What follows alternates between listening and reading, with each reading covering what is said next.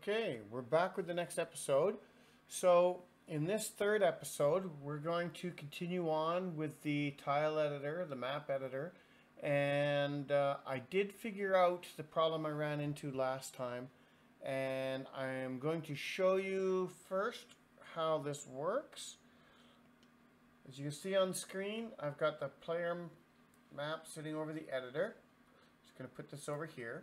So on the editor, I have an event that I set up, and I set it up in both of my maps, my Homestead 1 and my Inside.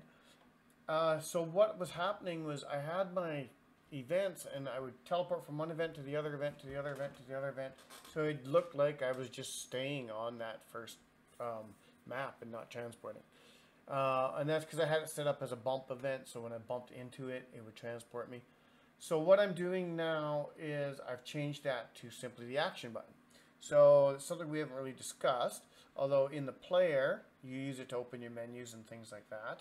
But the action button, you can click on things. So over here in the player, I move up, I touch that new event, I click on it. Now, I'm instantly, everything looks the same, except now I have to see the inside of the house. There I am, inside the house. Of course, I have set nothing up to block me from leaving. That's the next thing we're going to cover. But there is one thing that is mildly irritating about this. I'm just going to minimize the event viewer. So when you go into an event, double click on the event, and it's working perfect on the second map, bringing me back right here adjacent to the editor. But here, when I go edit my event, and I open my visual editor, you see it's 2 and 3. So I'm over, 2 over, and I'm 3 down on my X and my Y. And I've tried setting this manually, and I've tried setting this from the visual interface. So on the house inside, right now, I'm supposed to be on the third Y, on the second 1, 2, 3, 1, 2, 3. So that would be the third by the third. Unless, of course, this goes by 0, which I think it does. So 0, 1, 2, 0, 1, 2, 3. Yeah, it still doesn't make any sense.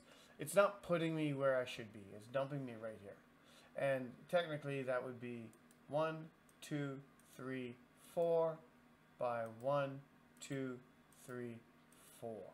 It would be dumping me 4 by 4. Whereas I want to go 2 by 3. So if I go, so I go there and I hit OK, it's telling me 2 by 1. So my Y is only 1 down, which makes me think that this is counting this as Y0. So 0, 1, 0, 1, 2. X2, Y1. It should put me there when I transport in. Okay. Save. And I've closed the editor and restarted the editor to test this. And the client. And there it goes. It dumps me in a complete spot I did not want to be in. So I don't know why it's doing that. There's nothing else in the way. Yeah, it's clear. But whatever. It gets me inside the house. I click back. I'm going to write that up as a bug. I can travel around a bit. Now, as you can see, I'm above these branches. I'm above these blocks. I can wander through everything. It's not an issue. The only thing that stops me is the events because they're not passable. So I'll minimize. Now you could change that too. I can make it so I can walk right through the events, but I have to click on it to happen. However, if you go to walk through an event and it's invisible and you don't know it's there because you haven't represented it with any graphics, then how are you supposed to find it, right? Like it's kind of one of those sort of damned if you do, damned if you don't things. So I leave it solid. You bump into it. You know there's something there. From the graphic, you can see that there is a walk path going in and out of the house there. So you could tell that that's like a doorway on the house. not a problem. And if we cycled this into night cycle, there would probably be light coming from there on the graphic tile. However, I'm not doing that because this is a daytime thing. But you can totally do that. You come down here to properties. You can assign a fog. You can assign a light, fog speed, this and that. Zoning, lighting, 100%, indoors, false. So, but what we are going to do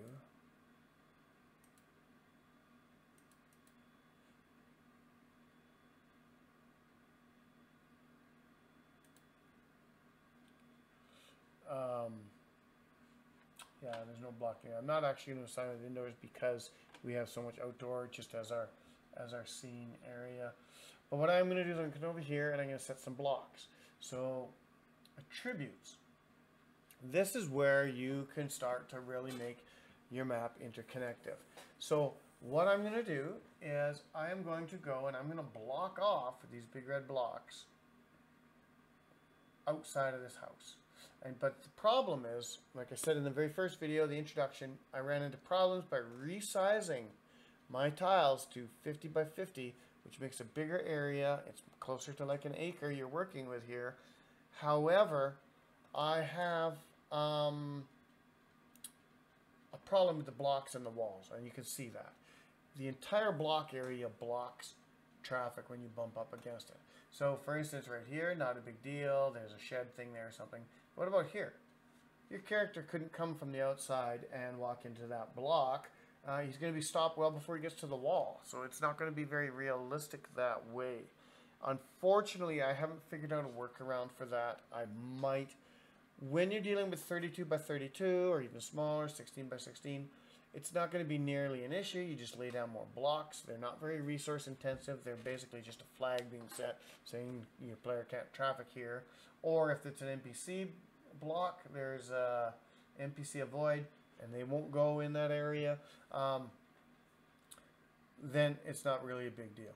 However, sometimes you need to be creative. So in this case, what I'm doing is, because it does line up with that interior wall, so and this is where you might have to be creative with your mapping, like depending on the size of your building, how it lines up.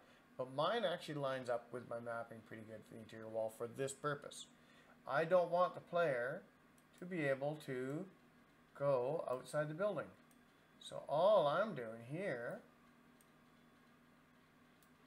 is I'm blocking off the building. And that's basically just so that the player is only on the inside of the building and nothing else needs to be drawn. And see, I haven't filled out the rest of this map either, because when we go into our game and I go into that house, look, I can only move in the house. I'm blocked by that new event block in there. I should probably make that block passable. But I can only move around the house. And then I got to leave the house again. There we go. And now I can move around freely outside. So over here, you couldn't see anything else on the map because you're limited to there. So why draw more in the map? Why put down more pixels, cause more resources, cause more energy? You need to think about these things as you're doing your map design. So that is something that I've done there. So that when we're in there, we're in just that little room. And we can collect something or do whatever, I don't know. But here outside, we can travel much further distances now.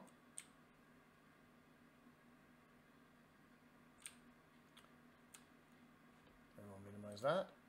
Now we want to go back. We're going to save this map. So we're pretty much done with this map until we do something with it. But this was the purpose of this was to describe you how to replicate a setting for an interior and an exterior of a building using the map sets. So now we're going to go back to our main map and we're going to do more work here. So first of all, we definitely want to block this off. So we're going to block, block, block, block, block. That one you already bump into. I'm not going to block up off here. Well, I guess I could.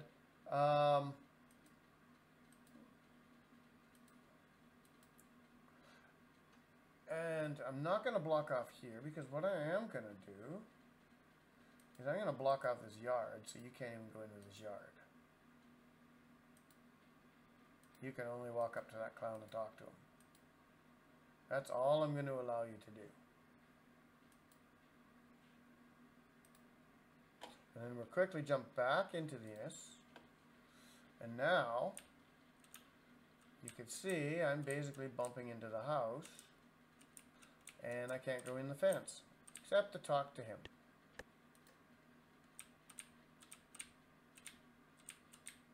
There we go. Perfect. So we've got all that done. So now when I walk through these trees, you can see, and you still see me, and I'm above the trees. So we need to deal with that. So what we're going to do is we're going to go back to our tile sets now. And we are going to go to that same fields tile set. And what we're going to do here is I want to go set to the fringe, to the very top. I need to widen this.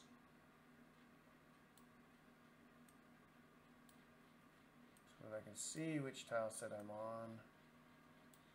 Alright, and then what I'm going to do is grab, that's kind of split between the two, so I'm going to leave that one. And I'm going to grab just that, I think. I can't be completely accurate. And I'm going to just drop it there. Then I'm going to grab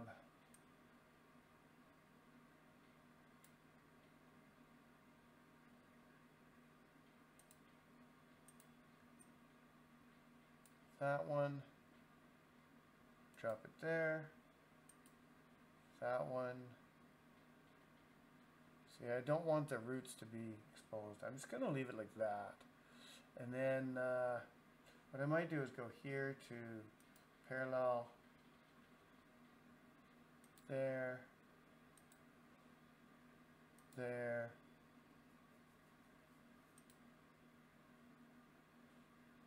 there, and there, and we'll see how that works. Save the map.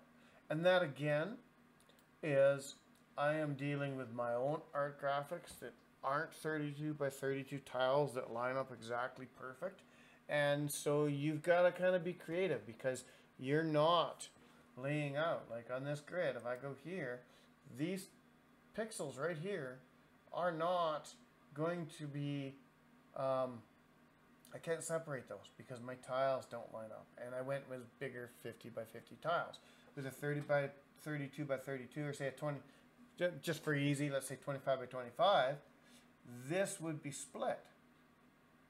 But my map would also be significantly smaller in each area, which means that I would need that many more resources to make my artwork work. So you have to balance resource use with blocking off, with visibility, with fringe layers. There's all sorts of things you have to do, and I may have made a big mistake going to a 50 by 50 rather than a 32 by 32. However, it worked extremely well with my artwork for getting those 6 by 6 grid tiles so that I had those bigger sets to work with. So anyway, let's take a look here on the, let's just hit save. Now we're going to come over here and we're going to go for a little walk through the trees. You see, and there's the problem with that one. So even though I set that as mask layer for me, I'm walking under the tree and that mask layer on the side didn't work. However, there where I didn't mask it, I'm walking under the canopy, walking under the canopy. This is where you do got to be creative and you've got to make some calls one way or the other.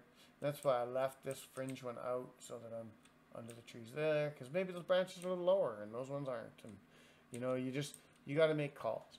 So I'm not exactly stellar with how that works with the tile sets that I've chosen, and this is where it gets, you know, it can get a little bit tricky.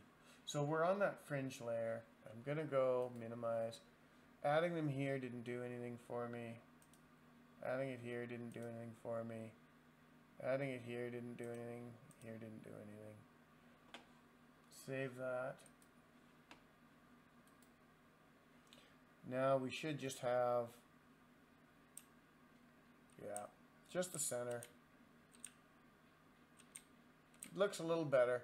That other fringe didn't work, but yeah. So now the other thing we need to do is you can't walk through generally the center of a bigger tree. So what I want to do is go back into this attributes thing now. And I'm going to set a block. Right? So I want to do one block in the middle of that tree. One block in the middle of... See, this one's a little tricksy. Where do I put it? Let's see. Looking at that tree, where would the trunk of that tree be growing up?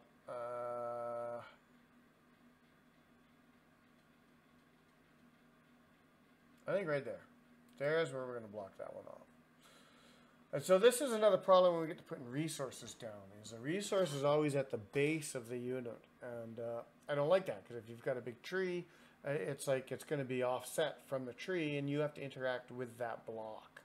So again, you're restricted to the blocking. So you're going to have a 50 by 50 block. It can't be smaller, can't be bigger. You can't draw a custom polygon.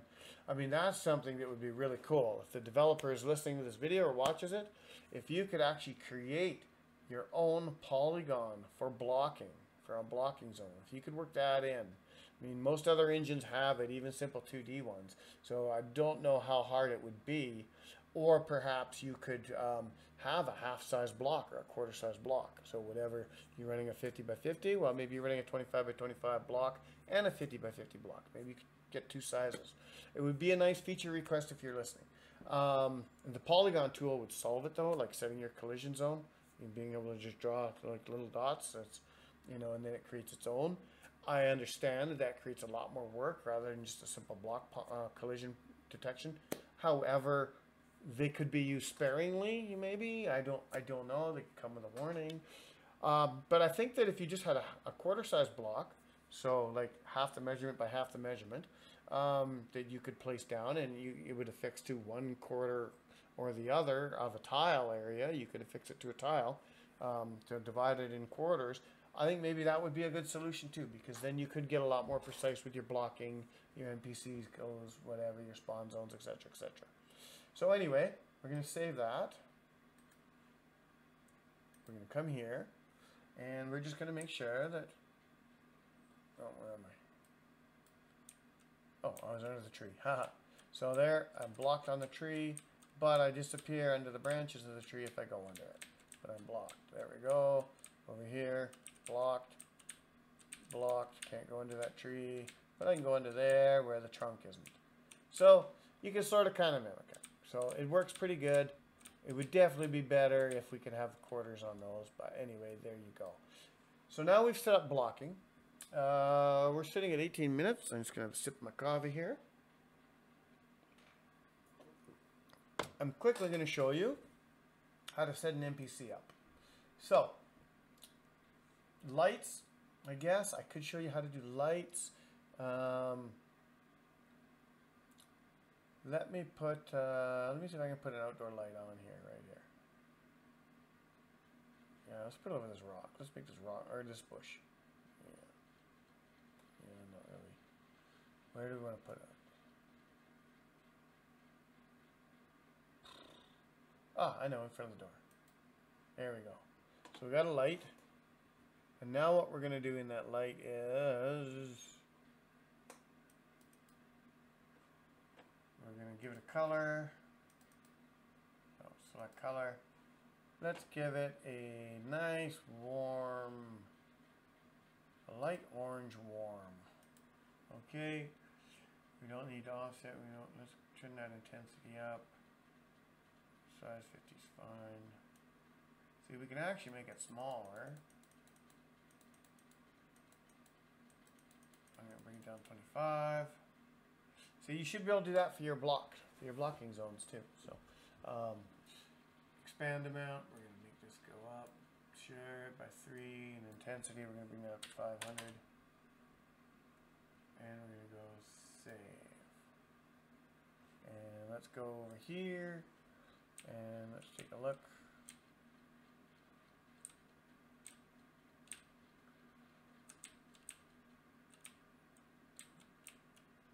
Not seeing a light because we're outdoor light. Probably need to either bring that intensity right up. Oh, 285 is as high as I can go.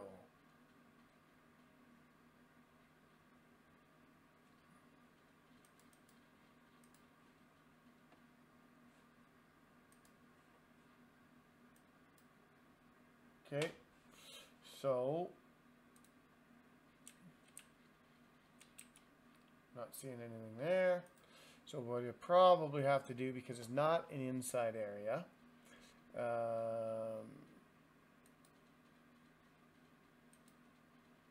yeah, not doing that. It's I don't need indoors. Brightness, let me change the brightness down here to 50%.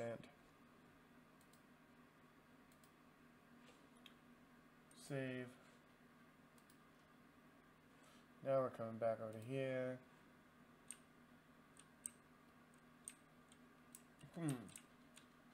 Not sure. Might have to go right to night. Okay. Oh.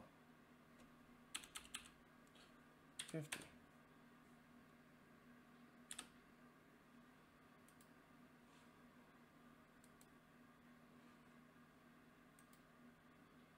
Let's try that again.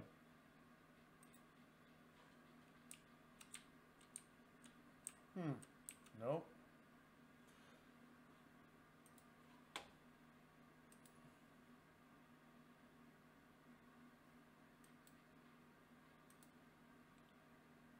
Okay.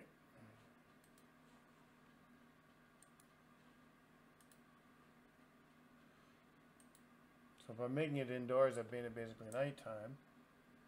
And there's a light that goes around me. There's my little orange light there. But I think I can do better on that light.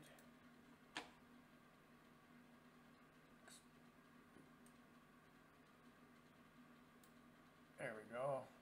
Save.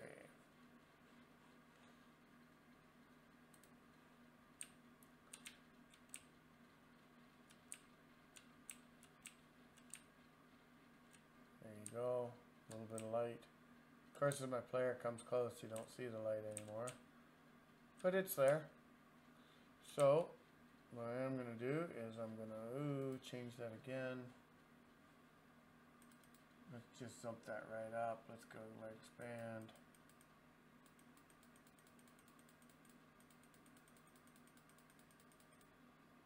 Try 30. Save. Save the map. There we go. And there we go. We've got a light. And as I walk in, it disappears, of course.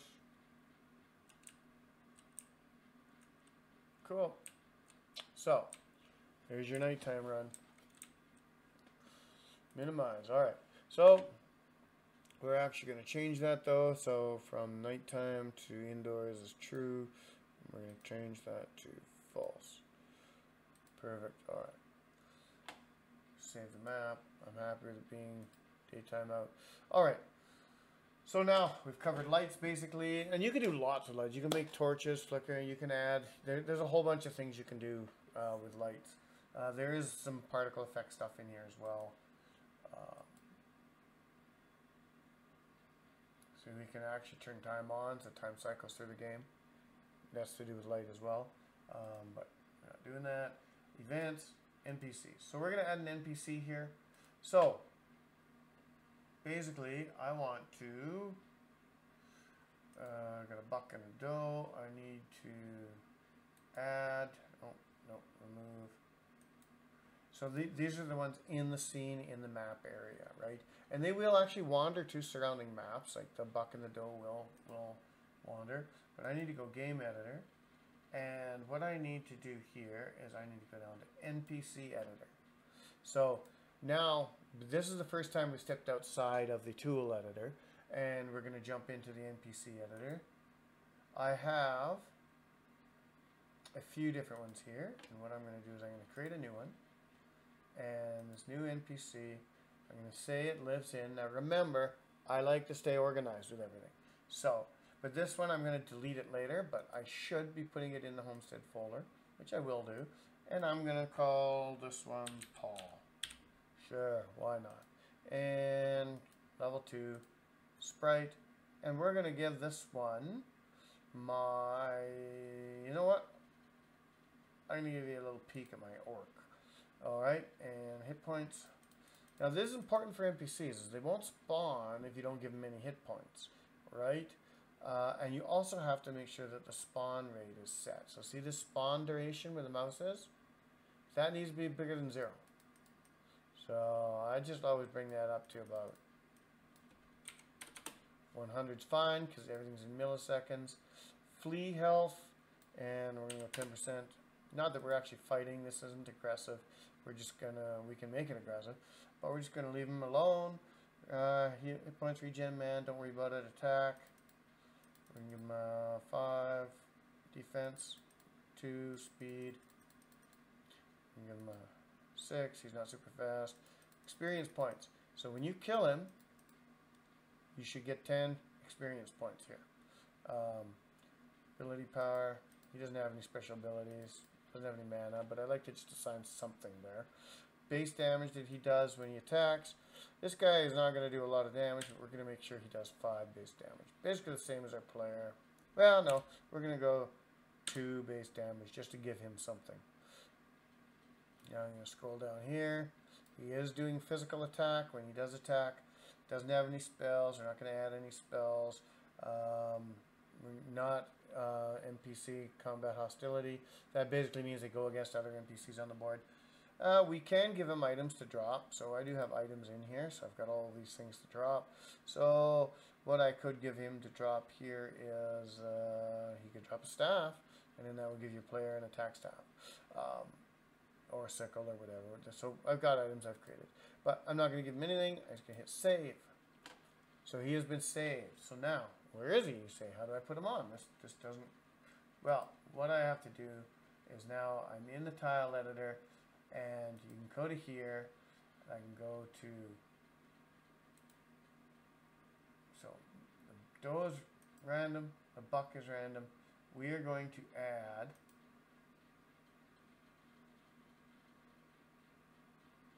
Wait a sec, did I not name him? Game editors. NPC editors. Paul. I did name him.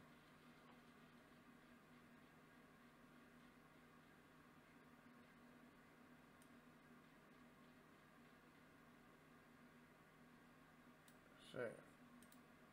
Okay. Why don't I see him?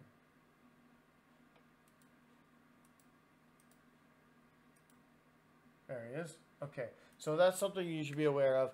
Sometimes you need to click out of the tab you're in order for it to populate properly again if you've just made a change. So right there you saw I wasn't available, Paul wasn't available in the NPCs. I clicked out of it, clicked back into it, and now Paul is available. So now we're going to spawn a Paul, and direction can be random, but we're going to declare a location, and I'm going to spawn me right here. There we go. Save. And now, we're going to come into here.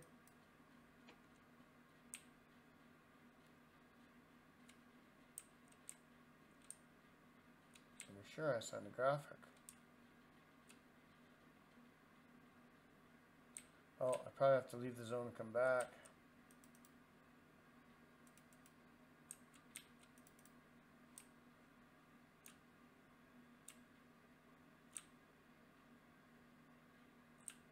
Huh. I'm wondering if he didn't spawn random.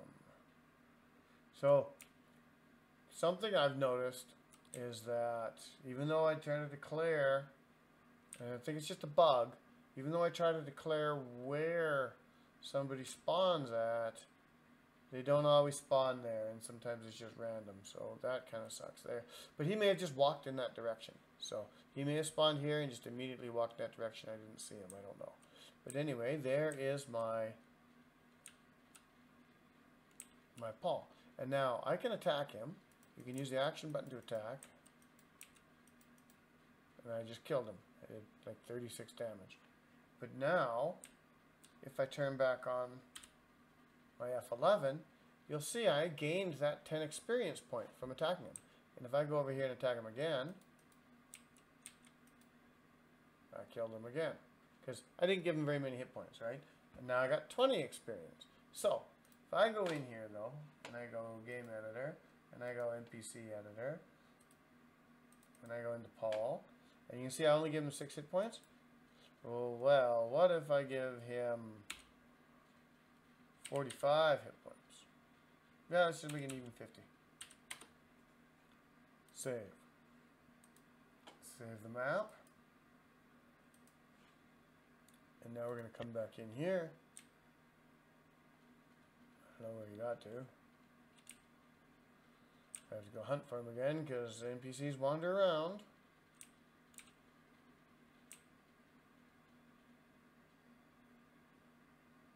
There he is. Let's attack him. Oh. See there? Bang. Oh, he's hitting me. He killed me. And I just had to respawn. So you see how quickly that happens? There was actually combat. We didn't have any animations going for the combat. So how that works, I'll get to it later in another episode, is when you set up your animation cycle for your character, by default, the engine wants to use frame 3 to be your animation, or to be your combat attack. So you can do a lot with that, but they primarily use animations overlaying the location of your tile for the effect of the combat and for the effect of spells and the projectiles being shot, so on and so forth. So that is definitely a thing. But we are sitting at 32 minutes. I wanted to try to keep these ones shorter. I've gone over a lot in this episode about the editor, and I've shown you how to do a few things here. In the next episode, what we're going to do is, by the way, escape. When you click on something, or you click on yourself, or you're harvesting a resource, often yourself gets selected. Just to get rid of that off your screen, the escape button exits out of it. So, and again, F11, F11, and you can see here, my overlays are a little bit more transparent than when you install it. What I did was I opened those in Krita and I dialed them down. I'm going to do further GUI work to personalize and customize those, and I'll work through those in later episodes, probably with you. However, I wanted to be able to track when you get to the edge of a screen here. See my character? Before that was too opaque, and I couldn't actually see he was under there, right? So now with it, by turning it more transparent, and then same if you hit the bottom screen, hit the chat window, see, he's there a little bit. Plus then if there's any mobs sneaking up on you or whatever, at least you're aware of them a little bit more. So anyway, that's where we're going to end this one. I hope I showed you some useful stuff. I also showed you where doing the tile system and the 50 by 50 tile like I did, where some of those things aren't necessarily the best and they do interfere with you. Like for instance, coming under the trees and setting the fringes and things, having the cutoffs not exactly textbook perfect. That is a problem. Again, developer request. Make those blocks. Make it so that we can have those 4 quarters snap into place or something like that. That would be awesome. That being said, I'm going to end that here, and I'll see you in the next